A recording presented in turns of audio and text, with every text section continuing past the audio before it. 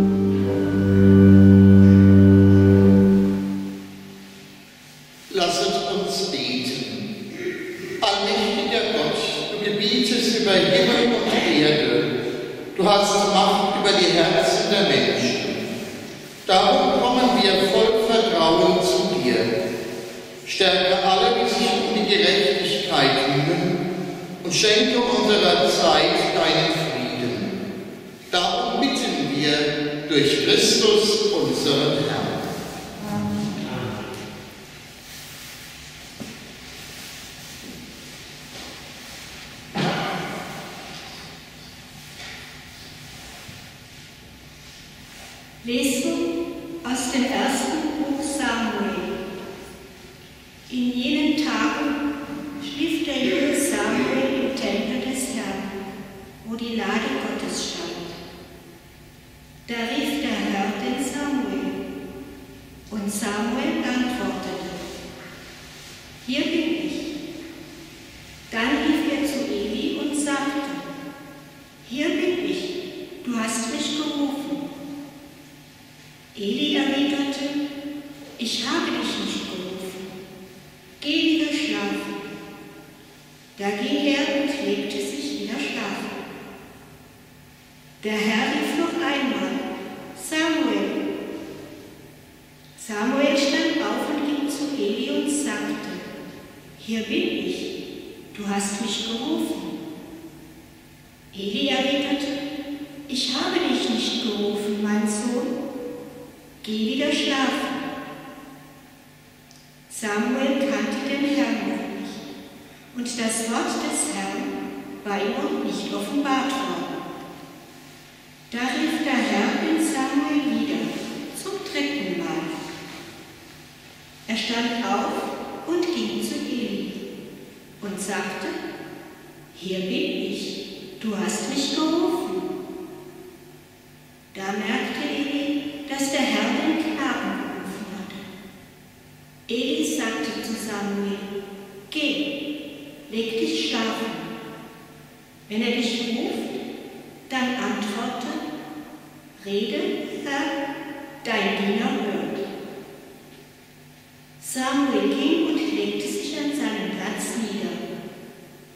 Da kam der Herr, trat heran und rief wie die vorigen Male: Samuel, Samuel! Und Samuel antwortete: Rede, denn dein Diener hört. Samuel wuchs heran, und der Herr war mit ihm und ließ keines von all seinen Worten zu Boden fallen. Wort des lebendigen Gottes. Dank sei Gott.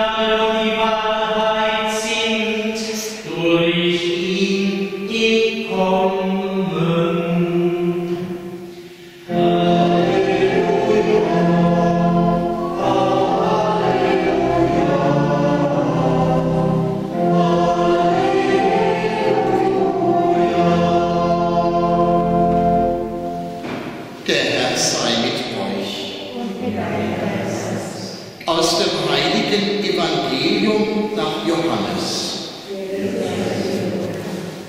In jener Zeit stand Johannes am Jordan, wo er taufte, und 2 seiner Jünger standen bei ihm.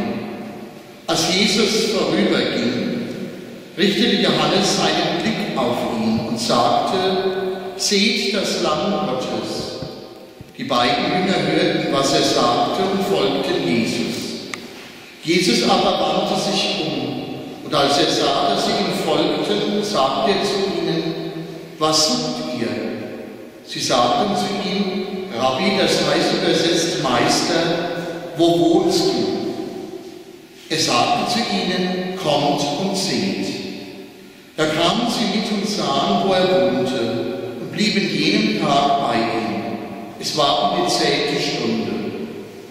Andreas, der Bruder des Simon Petrus, war einer der beiden, die das Wort des Johannes gehört hatten und Jesus gefolgt waren. Dieser traf zuerst seinen Bruder Simon und sagte zu ihm: Wir haben den Messias gefunden, das heißt übersetzt Christus, der Gesalbte. Er führte ihn zu Jesus. Jesus blickte ihn an und sagte: Du bist Simon, der Sohn des Johannes. Du sollst Kephas heißen. Das bedeutet Petrus Fels. Evangelium unseres Herrn Jesus Christus.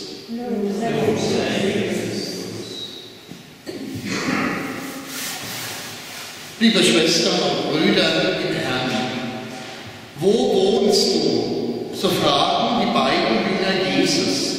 Sie fragen ihn ganz normal, so wie man eben einen Menschen fragt, mit dem man gern zu tun haben will: Wo wohnst du? Kannst du mir deine Adresse geben? Kannst du mir deine Telefonnummer sagen? Wo wohnst du? Das ist viel mehr, als dass ich nur die Hausnummer weiß. Das heißt doch auch, wo kann ich dich finden, wenn ich dich brauche? Wo kann ich dich erreichen? Diese Frage kann auch heißen, wo treffe ich eigentlich privat dich an, so wie du bist?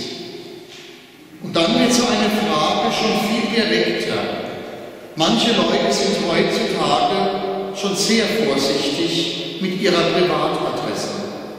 Manche lassen ihre persönliche Telefonnummer schon gar nicht mehr ins Telefonbuch eintragen.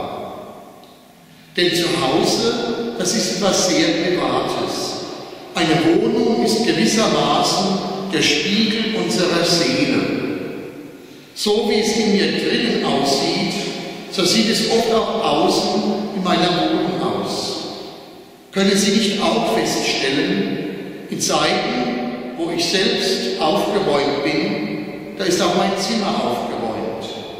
Und in Zeiten, in denen es in mir durcheinander geht, da ist meistens auch äußerlich ein Durcheinander. Wenn mich also jemand fragt, wo wohnst du, dann schwingt da immer auch eine gewisse Neugier mit. Wie sieht es denn bei dir überhaupt aus? Dass wir anderen nicht gerne Einblick in unsere Wohnung geben, das hat vielleicht aber auch etwas damit zu tun, dass Heimat und Zuhause für viele etwas Heiliges ist.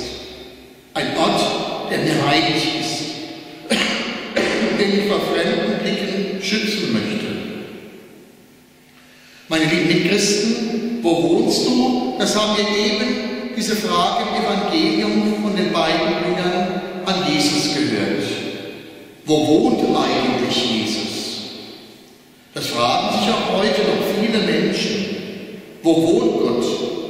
Im Himmel haben wir mal als Kinder gelernt und wir sagen es auch unseren Kindern so weiter. Aber es ist genauso, als würden wir sagen in Australien, das ist viel zu weit weg, da komme ich nie hin. Wo wohnt Gott?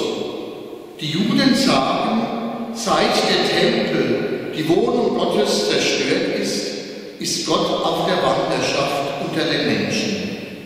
Und Jesus sagt ja auch, ich bin bei euch alle Tage bis zum Ende der Welt. Also wohnt er unter uns. Auf einer Spruchkarte habe ich den wunderbaren Satz einmal gelesen, Gott wohnt, wo man ihn einlässt. Das gefällt mir schon besser. Da kann also jeder Mensch ein Haus Gottes werden. Und wenn ich mir das vorstelle, ich bin das Haus Gottes, in mir kann Gott sich ausbreiten, aus mir kann Gott sprechen, aus meinen Augen kann Gott ausstrahlen. So lässt sich Gott auch leichter finden.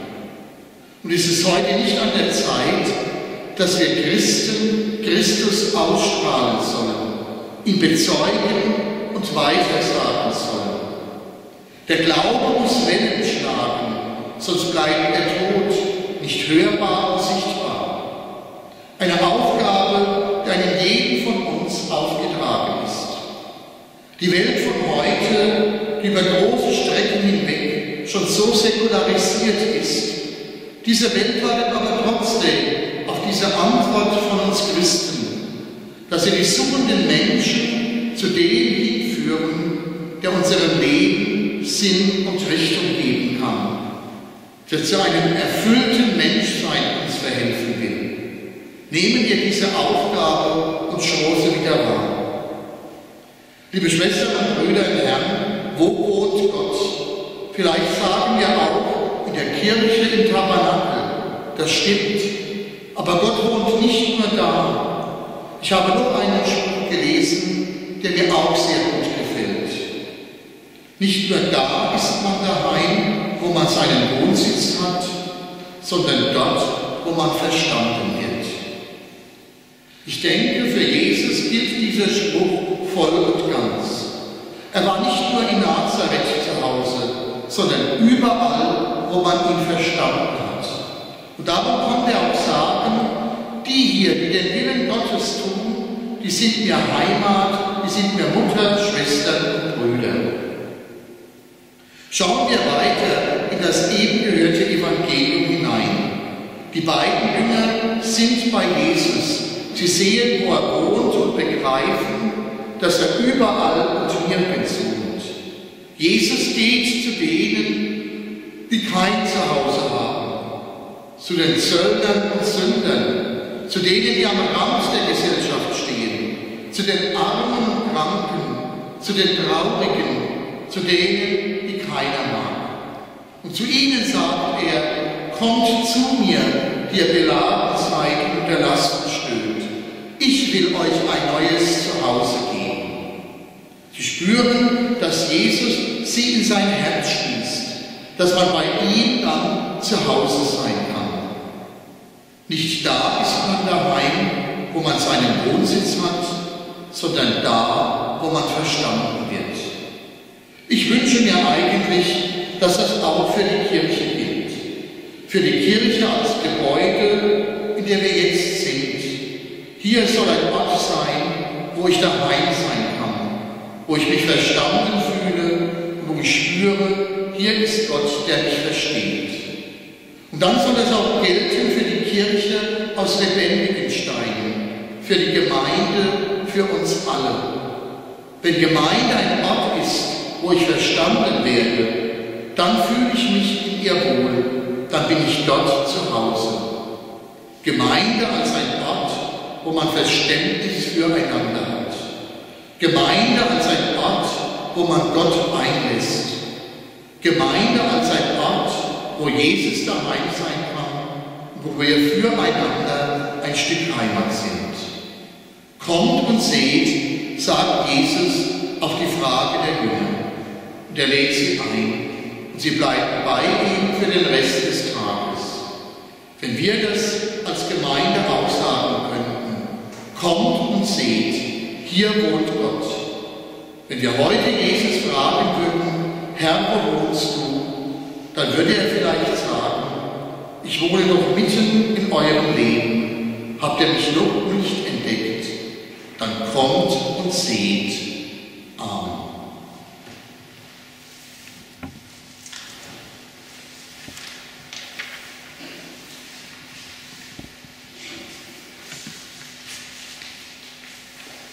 Wir wollen jetzt unseren Glauben an den Gott bekennen, der mit uns auf dem Weg durch unsere Zeit ist.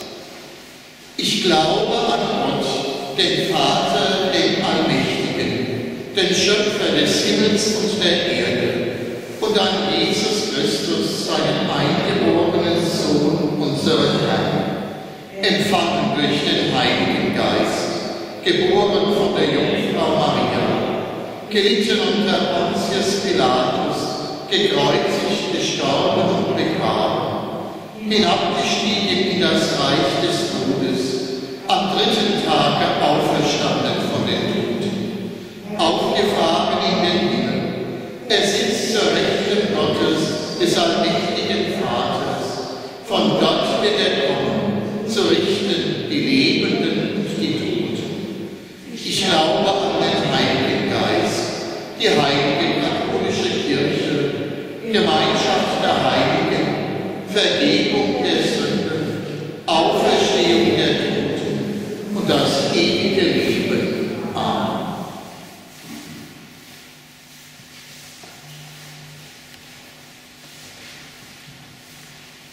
Jesus Christus fragt: Was sucht ihr? In diesen Tagen suchen wir bei ihm Hoffnung, Trost, Mut und Zuversicht. Wir suchen Halt, Herr, und bitten um Kraft für alle, die krank sind und leiden. Für alle, die weiterhin helfen wollen, aber nicht mehr können. Für alle, die in großer Sorge sind um ihre Angehörigen und Freunde. Christus, hör uns. Christus sei uns. Wir suchen Trost, Herr, und bitten um deine Zuwendung. Für alle, die trauern. Für alle Frauen und Männer in der Seelsorge. Und für alle, die die Welt nicht mehr verstehen. Christus, hör uns. Christus sei uns.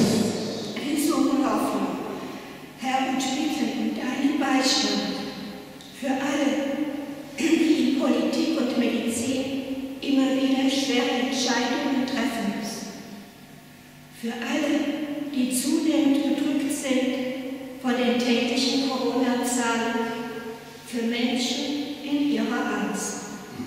Christus, höre uns. Christus, erhöre uns. Wir suchen Sicherheit, Herr, und beten um Weisheit und guten Mut für die ganze Welt. Für alle, die in den USA oder bei uns in Deutschland und Europa um den inneren Frieden ringen. Für Helferinnen und Helfer in den Krisengebieten der Welt. Und für alle, die sich an Europas Grenzen nach einer neuen Heimat sehnen. Christus, höre uns. Christus, erhöre uns.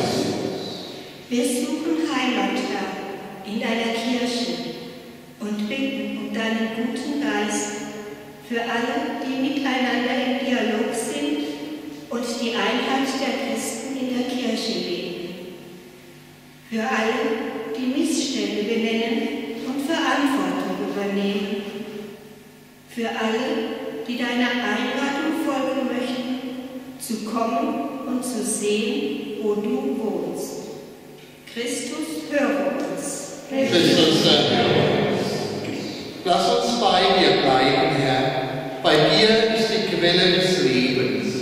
Dir vertrauen wir uns an, heute und alle Tage bis in Ewigkeit.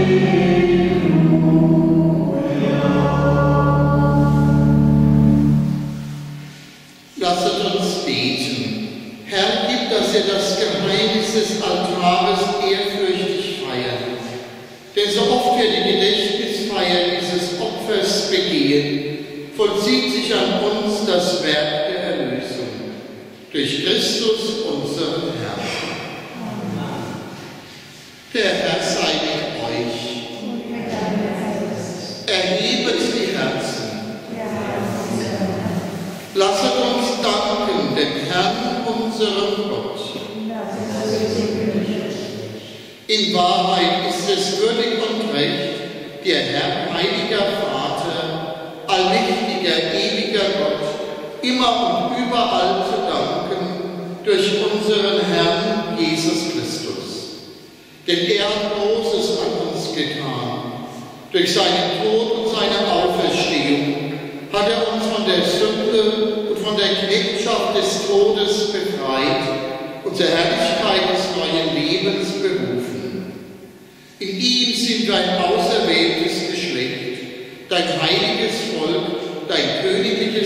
Priestertum. So verkünden wir die Werke deiner Macht, denn du hast uns aus der Finsternis in dein wunderbares Licht gerufen. Darum singen wir mit den Engeln und Erzengel, den Thronen und Mächten und mit allen Scharen des himmlischen Heeres den Hochgesang von deiner göttlichen Herrlichkeit.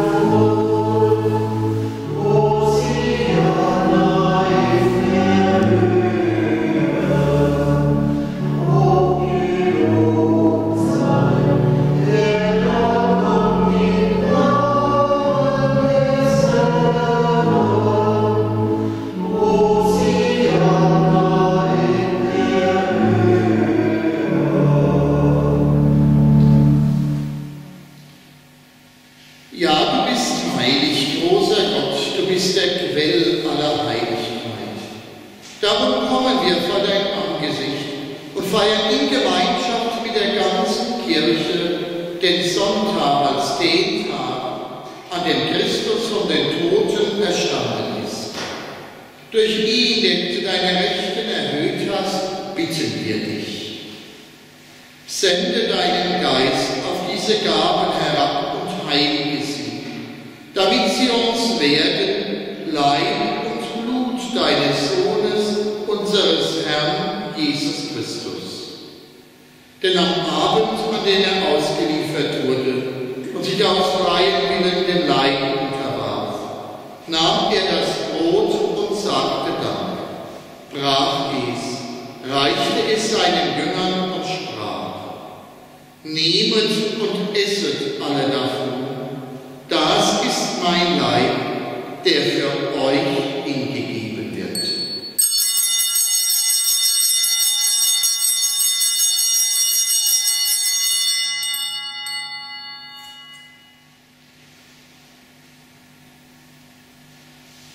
Ebenso nahm er nach dem Mahl den Kelch, dankte wiederum, reichte ihn seinen Jüngern und sprach: Nehmet und trinket alle daraus, das ist der Kelch des neuen und ewigen Bundes, mein Blut, das für euch und für alle vergossen wird, zur Vergebung der Sünden. Tut dies zu meinem Gedächtnis.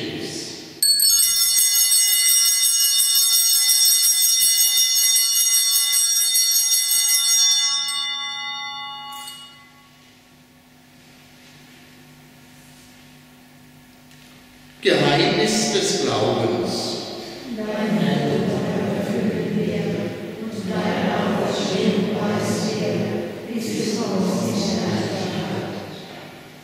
Darum, gütiger Vater, feiern wir das Gedächtnis des Todes und der Auferstehung deines Sohnes und bringen dir so das Brot des Lebens und den Kelch des Heiles dar.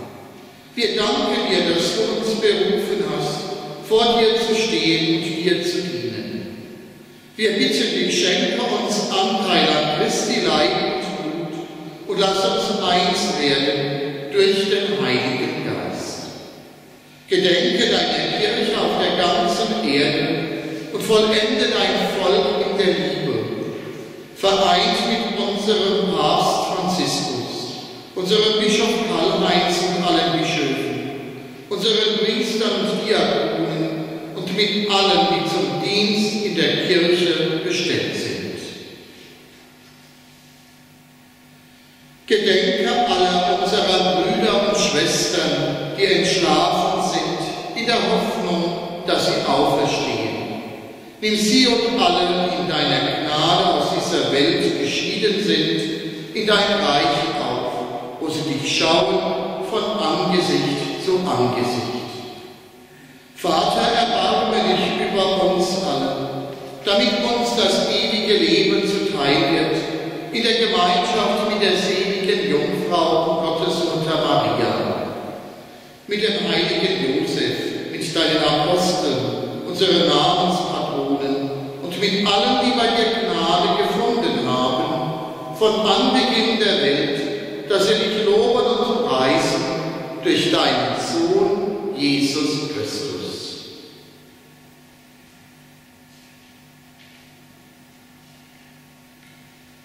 Durch ihn und mit ihm und in ihm ist dir Gott allmächtiger Vater in der Einheit des Heiligen Geistes alle Herrlichkeit und Ehre, jetzt und in Ewigkeit.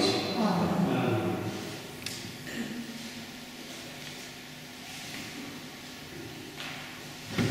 Wir haben den Geist empfangen, der uns zu Kindern Gottes macht. Darum wagen wir zu sprechen. Vater unser im Himmel, geheiligt werde dein Name, dein Reich komme, dein Wille geschehe, wie im Himmel so auf Erden. Unser tägliches Brot gib uns heute und vergib uns unsere Schuld, wie auch wir vergeben unseren Schuldigern. Und führe uns nicht in Versuchung, sondern erlöse uns von dem Bösen. Erlöse uns, Herr allmächtiger Vater, von allem Bösen und gib Frieden in unseren Tagen. Komm uns zu Hilfe mit deinem Erbarmen und bewahre uns vor Verwirrung und Sünde, damit wir voll Zuversicht das Kommen unseres Erlösers, Jesus Christus, erwarten. Denn der Geist das Reich in die Kraft und die Herrlichkeit in Ewigkeit. Amen. Der Herr hat zu seinen Aposteln gesagt: Frieden hinterlasse ich euch, meinen Frieden gebe ich euch. Deshalb bitten wir, Herr Jesus Christus, schau nicht auf unsere Sünden, sondern auf den Glauben deiner Kirche und schenk ihr nach deinem Willen Einheit und Frieden. Der Friede des Herrn sei allezeit mit euch. Und in deinem Geistes.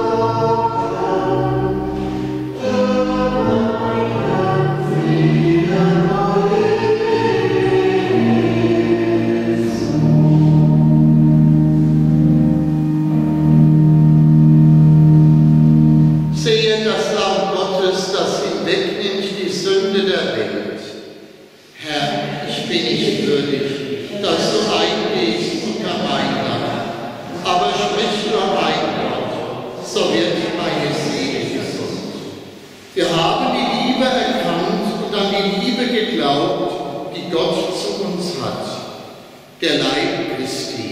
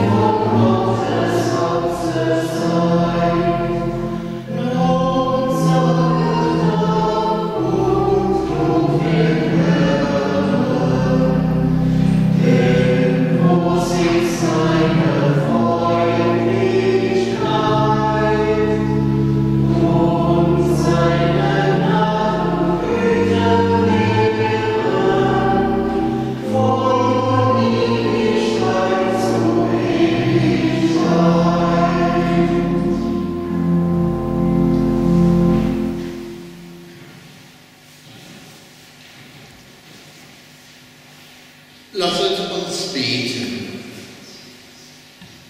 Barmherziger Gott, du hast uns alle mit dem einen Brot des Himmels gestärkt. Erfülle uns mit dem Geist deiner Liebe, damit dein Herz und deine Seele werden. Darum bitten wir durch Christus, unseren Herrn. Der Herr sei mit euch. Es segne und behüte euch der gütige Gott, der Vater, der Sohn und der Heilige Geist.